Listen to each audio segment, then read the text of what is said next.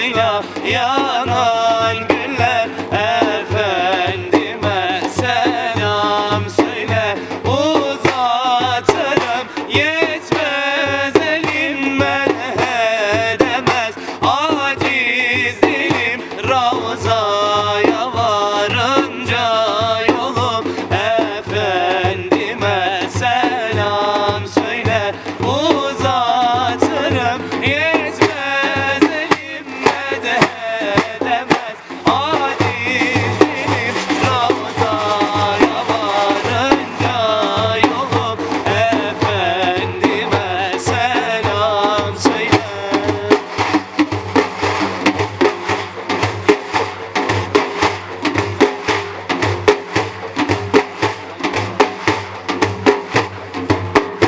Çöl ovalar, tozlu yollar, aciz onar yanar ağlar. Aciz gönlüm görmek ister, efendime selam söyle. Aciz gönlüm görmek ister, efendime selam söyle.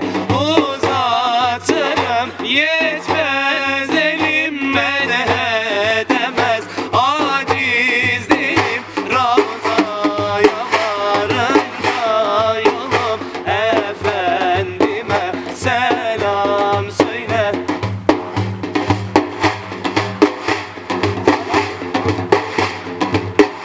Ebu Zemzem sucuları, bitmez aşkın acıları. Anadolu hacıları, efendime selam söyle. Anadolu hacıları, efendime selam söyle.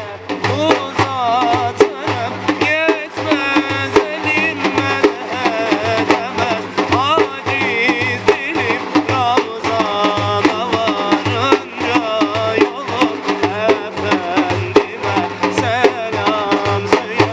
Uzatırım yetmez elim, men edemez aciz dilim. Ravzaya varınca yolum, efendime selam söyle.